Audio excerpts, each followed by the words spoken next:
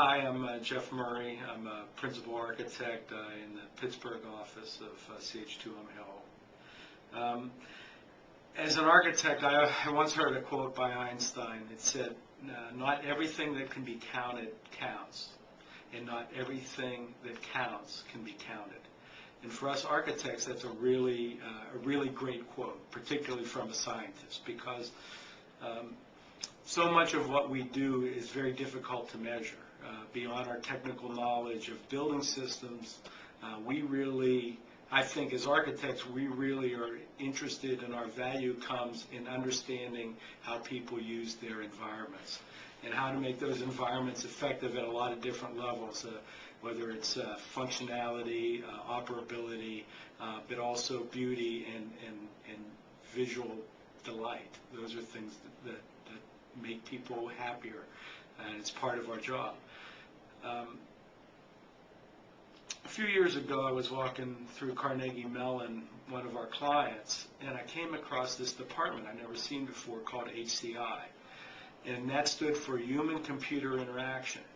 And I was amazed that they have a whole department on how people interact with computers.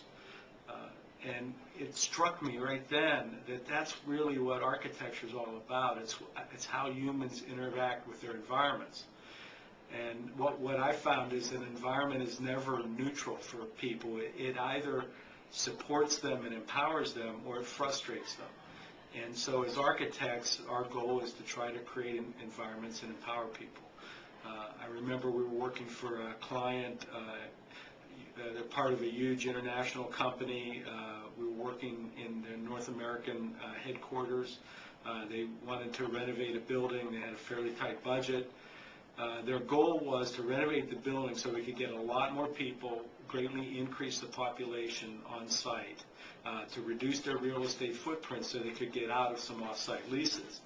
But they also wanted to develop culture change within the way their people work. They wanted more collaboration, they wanted more openness, they wanted more creativity with their people.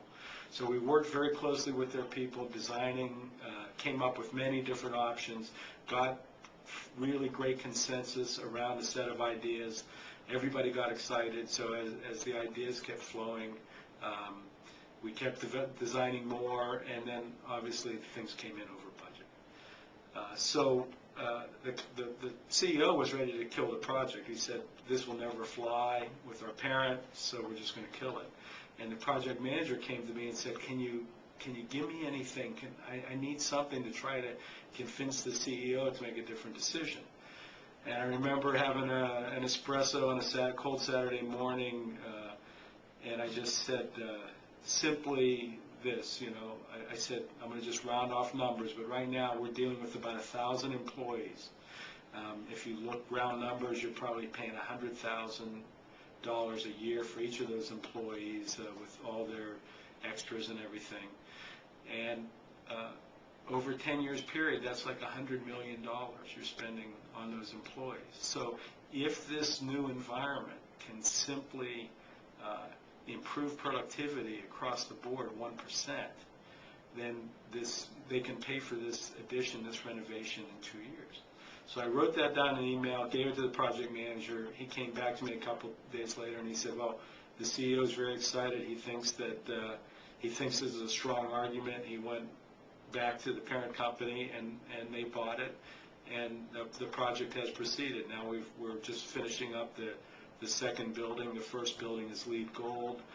They're very happy with it, and they're getting ready to move into their second building, which will also be LEED Gold.